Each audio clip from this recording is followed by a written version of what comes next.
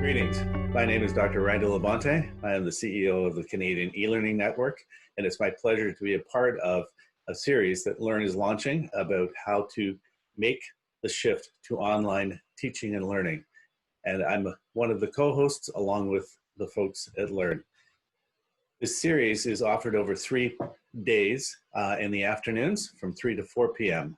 It's a series that will be there to provide some tools, tips, and tricks for folks who are transitioning online. We're going to be hosting it in virtual live sessions, but you'll also have the opportunity not only to hear from some experts, but you'll also have the opportunity to ask questions, to be able to chat with each other, and to learn in an interactive format online. But then as well, we'll be archiving all of the important details as well as some additional resources on Learn's site called the Educator's Toolbox. I'd like to turn it over to Michael Canuel, CEO of Learn, to tell you a little bit more about why this series is. Learn decided to produce a series of modules dealing with shifting to online learning simply because we recognize that there's a tremendous need within our own community to have a better understanding of the foundations of online learning. There are a lot of resources out there, many of them very, very good. And we wanted to try to consolidate a lot of these thoughts and these suggestions so that our community can benefit from them, and also to hear directly from those people who are doing it and have been doing it really almost since 1999. There are 3 modules that we'll be presenting to you. The first one is called Getting Ready, which really deals with foundational building blocks of online learning. The presenters will be myself, Dr. Michael Canuel, and Dr. Randy Labonte, who we met. The second module, June 17th, is about moving forward and encouraging online communication and connections with staff and students. This will be with Diane Conrad, the principal of our virtual campus, Christine Thibault, who's one of our coordinators, as well as Peggy Drolet, Audrey McLaren, Carrie Kuehl, and Stephanie Myers, who are all highly experienced and qualified master teachers in the online world. On June 22nd, the third module will deal with transitioning your classroom online. Some tools, some tips, some tricks. So as you can see, the 3 modules really deal with a variety of topics. They go from the very, very foundational to some of the more specifics.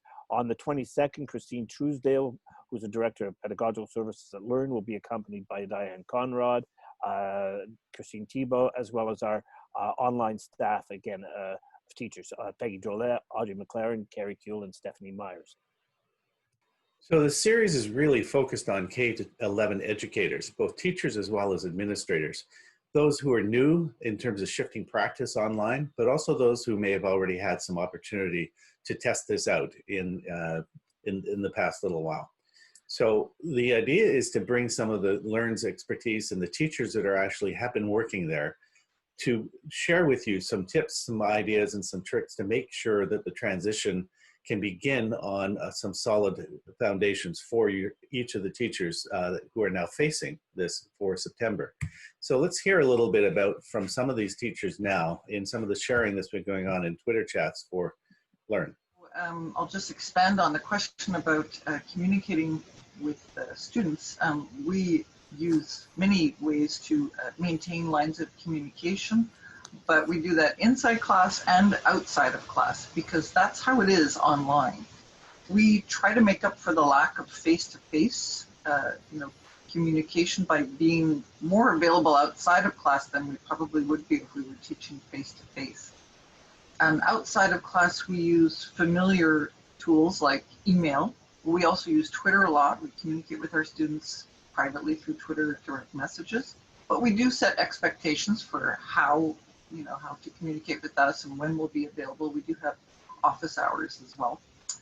But during class, we capitalize on all of us being there at the same time by using as many instant messaging tools as we can, like the ones that are built into Zoom, because we use Zoom. But when we're doing certain types of activities, we use platforms and tools that allow for that kind of live, instant interaction and collaboration and feedback, because we're always trying to establish each other's presence, our presence, and our students to establish theirs. And some examples of tools that could be used would be ClassKick, Desmos Activities, and Google Docs. So the three modules are broken up into specific topics, and each of the, as Dr. Canuel mentioned before, and it's really focused on some skill building as well as building up of some resources and some opportunity to practice as well, to test out some of the tools, to come back for some questions as well, and some exchanges on the toolbox site. Now, in terms of the issues that you'll be facing, some of the challenges in September were quite well articulated and expressed by Carrie Kuehl as well. So let's listen to what she has to say. Well, we know that teachers and students have had to adapt very quickly, and they, for the most part, have been using what you call remote teaching and learning this spring, which has been extremely challenging, to say the least. But they, even despite those challenges, they found ways to review key material, to share resources, to allow students to continue learning from home, and most importantly, to connect with students and let them know that they're being supported. While the logistics of this experience might look quite different from the online classes that we've been building and delivering with Learn, we all have a common goal, which is connecting with students at a distance.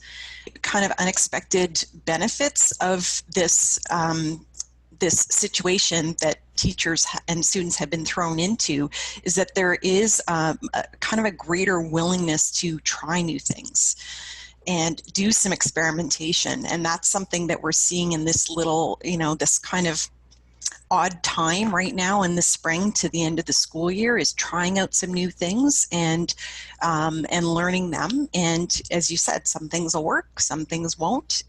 We do that all the time.